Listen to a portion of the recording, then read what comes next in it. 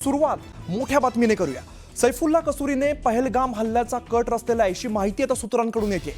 सैफुल्ला कसूरी लष्कर ए तोयबाचा डेप्युटी चीफ आहे। सैफुल्ला आणि लष्कर ए तोयबाला प्लॅनिंग करण्यासाठी पाकिस्तानी लष्करी अधिकारी आणि ISIच्या अधिकाऱ्यांनी मदत केल्याची मोठी माहिती आता सूत्रांकडून येते। गटात सैफुल्लासह 6 जणांचा यात समावेश होता। तसं सैफुल्लाच्या सांगण्यावरून बैसरन हल्ल्याचा कट रचण्यात आलेला होता। दरम्यान पहलगाम हल्ल्याच्या कटामध्ये 6 जणांचा समावेश असल्याची माहिती आता समोर येते। लष्कर ए तोयबाचा डेप्युटी चीफ सैफुल्ला कसूरी, POKतील लष्कर ए तोयबाचा कमांडर अबू मुसा आणि कमांडर मोहम्मद नवाज, हिजबुल्लाचा ऑपरेशनल कमांडर अब्दुल्ला रफा रसूल, तसंच लष्कर ए तोयबाचा फील्ड कमांडर अब्दुल्ला खालिद आणि हुजी कमांडर इद्रिस शाहीन या सगळ्या लोकांचा या कटामध्ये समावेश होता।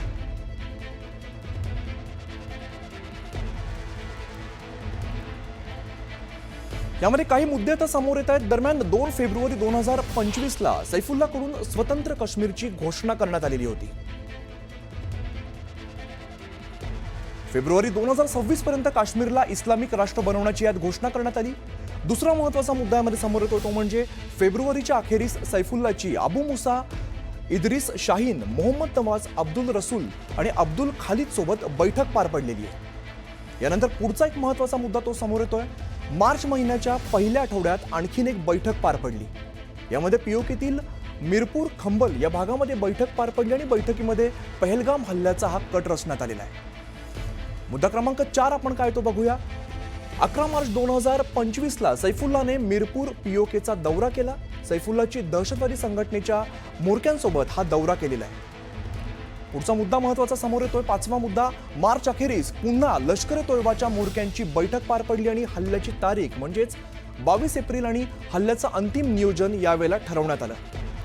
पुढचा महत्त्वाचा मुद्दा समोर येतो तो म्हणजे 18 एप्रिलला 5ही दहशतवादी कमांडरची सभा पार पडली आणि सभेतून पहलगाम हल्ल्यावरती भाष्य करण्यात आलेलं आहे। प्रशांतीला आमचे प्रतिनिधी अधिकची माहिती देतात। प्रशांत, कोणते महत्त्वाचे मुद्दे यातून परत एकदा समोर येतात आणि महत्त्वाच्या घडामोडी तर घडताना दिसत आहेत? सूत्रांनुसार माहिती मिळालेली आहे की पहलगाम दहशतवादी हल्ल्यामध्ये लष्करचा डेप्युटी चीफ जो आहे सैफुल्ला कसूरी याच्या आदेशावरती 5 जे मोठे या लष्कर ए तोयबाचे प्रमुख लीडर आहेत त्यांच्या मार्गदर्शनामध्ये पाकिस्तानी सेना आणि ISIच्या मार्गदर्शनावर ही पहलगाम हल्ल्याची योजना राखण्यात आली। त्यामध्ये लष्करचा डेप्युटी चीफ सैफुल्ला कसूरी, POKचा लष्कर प्रमुख जो आहे अबू मुसा, लष्कर POKचा भरती कमांडर जो आहे कमांडर मोहम्मद नवाज, हिजबुल ऑपरेशनचा कमांडर अब्दुल्ला रफा आणि रसूल, याशिवाय लष्करचा फील्ड कमांडर अब्दुल्ला खालिद, तर हुजी कमांडर इद्रिस शाहीन यांच्या नेतृत्वात असं म्हणता येईल की यांनी हा कट रचला। यामध्ये 3 प्रमुख गोष्टी।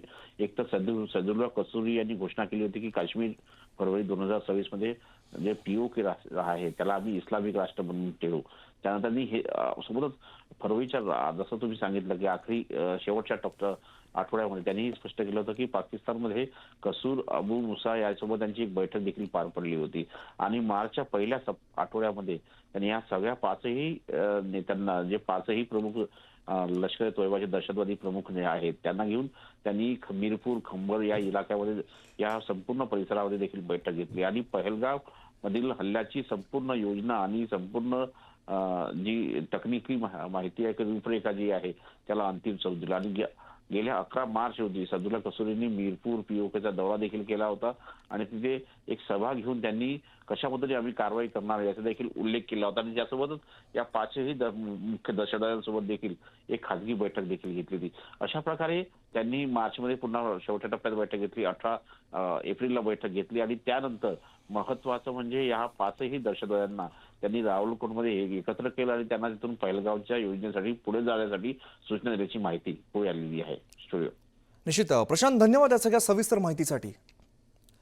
दरम्यान आपण हे सध्याचे फोटो बघतोय त्यामध्ये आपल्याला बघायला मिळते फेब्रुवारीच्या अखेरीस बैठक पार पडलेली होती। यामध्ये सैफुल्ला असेल, अबू मुसा, इद्रिस शाहीन, मोहम्मद नवाज, अब्दुल रसूल आणि अब्दुल खालिद सोबत बैठक पार पडलेली। आपण हे 6 फोटो सध्या बघतोय।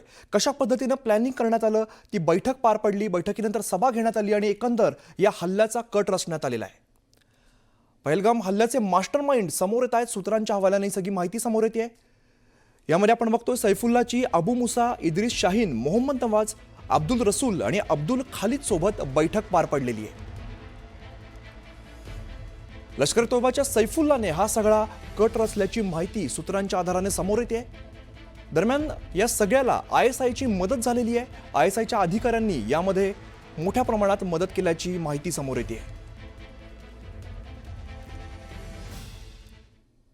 दरम्यान बैसरन हल्ला प्रकरणी अगदी महत्त्वाची अपडेट समोर आलेली आहे. बैसरन हल्ल्याचा NIA कडून तपास सुरू झालेला आहे. NIAच्या तपासात महत्त्वाचे साक्षीदार समोर येत आहेत.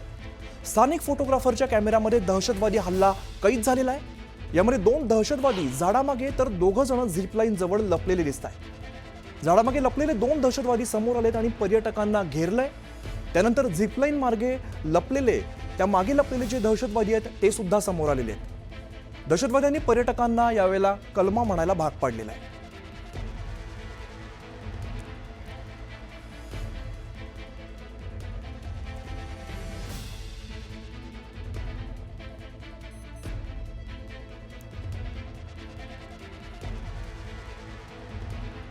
NIAच्या हाती मोठी माहिती लागते आणि या प्रकरणी मोठे अपडेट आता समोर येताना आपल्याला बघायला मिळत आहेत. तर आपण बघतो नेमका पहलगाम मार्गे कसा हा रस्ता आहे तो आपण बघतोय. बैसरनकडे जाणारा हा मार्ग आहे. अतिशय खरं तर खडतर हा मार्ग आहे. या ठिकाणी वाहनं जाणं तितकं कठीण आहे. बऱ्याचदा घोड्यावरून या ठिकाणी जावं लागतं. दरम्यान बैसरनमध्ये पोहोचल्यानंतर पर्यटकांना या ठिकाणी घेरलेलं आपल्याला बघायला मिळतंय आणि ज्या ठिकाणी झाडी आहेत त्या झाडांमधून जे दहशतवादी आहेत ते त्या मैदानात आलेत. खरं तर मिनी स्वित्झर्लंड अशी या परिसराची ओळख आहे आणि या ठिकाणी अनेक पर्यटक देशभरातून खरं तर देश विदेशातून येत असतात आणि या ठिकाणी दहशतवादी आले आणि पर्यटकांना त्यांनी घेरलेला आहे. आपण बघतो पहलगाम मार्गे बैसरनकडे येण्याचा हा खडतर मार्ग आहे. या ठिकाणी अनेक पर्यटक देश विदेशातून येत असतात आणि यानंतर पर्यटकांना या ठिकाणी घेरण्यात आलेलं आहे.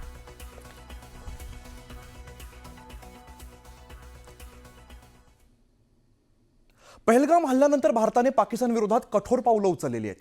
अगदी सिंधू करार स्थगित केल्यामुळे पाकिस्तान आता चांगलाच बिथरलेला दिसतोय. यानंतर पाकिस्तानचे मंत्री नेते भारताला धमक्या देताना दिसत आहेत. पाकिस्तानचे रेल्वे मंत्री हनीफ अब्बासी यांनी भारताला अणुबॉम्बची धमकी दिलेली आहे. रावळपिंडीत बोलताना अब्बासी यांनी भारताने पाकिस्तानचं पाणी थांबवल्यास आम्ही कारवाई करणार असा इशारा दिलाय. आमच्याकडे गौरी शाहीन गझनवीन यासह 130 अणुबॉम्ब आहेत आणि ते आम्ही भारतासाठी ठेवल्याचं अब्बासी यांनी म्हटलेलं आहे. दरम्यान देवेंद्र फडणवीसांनी पाकिस्तानच्या मंत्र्यांना चोख प्रत्युत्तर दिलंय.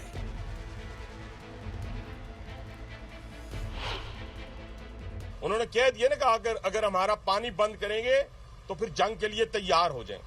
ये जो गौरी शाहीन गजनवी ये चौकों में सजाने के लिए नहीं हमने रखे हुए, ये हमने हिंदुस्तान के लिए रखे हैं बाबा. ये जो 130 एटॉमिक हमारे पास वेपन है वो हमने सिर्फ मॉडल बनाने के लिए नहीं रखे हुए. और आपको पता ही नहीं कि हमने पाकिस्तान के किस किस हिस्से में रखे हुए हैं. ये दुनिया भी जानती है, आप भी जानते हैं. वरना आप तो इतने मक्कार बनिए हैं कि अभी तक पाकिस्तान के ऊपर कई दफा हमलावर हो चुके होते आप.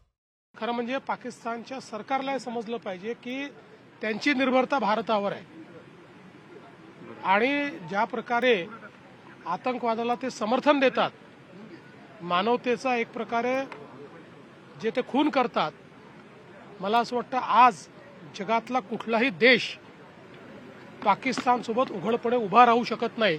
ही पाकिस्तानची परिस्थिती. पाकिस्तानच्या मंत्र्यांनी पंतप्रधानांना शिवीगाळ केली. ते उघडपणे धमकी देतात की आमच्याकडे न्यूक्लिअर बॉम्ब आहे. खायला पैसे नाही, कशाचा न्यूक्लिअर बॉम्ब सांगतात. खायला पैसे नाही, त्यांच्याकडे भुके मरून राहिले लोक. काय त्यांची अवस्था न्यूक्लिअर बॉम्ब सांगून राहिले. दरम्यान पहलगाम हल्ल्यानंतर सुरक्षा दलाने जम्मू काश्मीरमध्ये दहशतवाद्यांच्या विरोधात कडक कारवाई सुरू केलेली आहे. आतापर्यंत जम्मूतील 9 दहशतवाद्यांची घरं उद्ध्वस्त करण्यात आली आहेत. सुरक्षा दलाने बांदीपोरामध्ये जमील अहमद नावाच्या दहशतवाद्याचं घर स्फोट घडवून उडवलेलं आहे. तर याआधी शोपियानमध्ये अदनान शफीचं घर हे जमीनदोस्त करण्यात आलेलं आहे. अदनान शफी हा वर्षभरापूर्वी लष्कर तोयबा दहशतवादी संघटनेमध्ये सामील झालेला होता. तर कुपवाडामध्ये फारुख अहमदचं घर सुद्धा बॉम्बने उद्ध्वस्त करण्यात आलेलं आहे.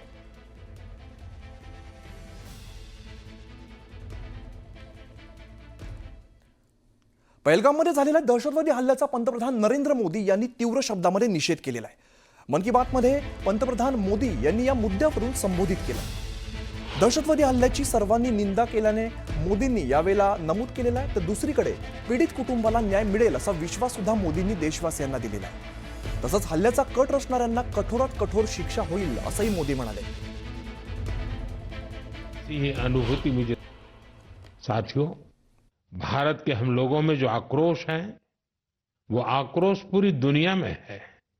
इस आतंकी हमले के बाद लगातार दुनिया भर से संवेदनाएं आ रही हैं. मुझे भी ग्लोबल लीडर्स ने फोन किए हैं, पत्र लिखे हैं, संदेश भेजे हैं. इस जघन्य तरीके से किए गए आतंकी हमले की सबने कठोर निंदा की है. उन्होंने मृतकों के परिवारजनों के प्रति संवेदनाएं प्रकट की है. पूरा विश्व आतंकवाद के खिलाफ हमारी लड़ाई में 140 करोड़ भारतीयों के साथ खड़ा है. मैं पीड़ित परिवारों को फिर भरोसा देता हूं, उन्हें न्याय मिलेगा, न्याय मिलकर रहेगा. इस हमले के दोषियों और साजिश रचने वालों को कठोरतम जवाब दिया जाएगा. तर पीडितांना न्याय मिळणार असं पंतप्रधान नरेंद्र मोदींनी सांगितलेलं आहे.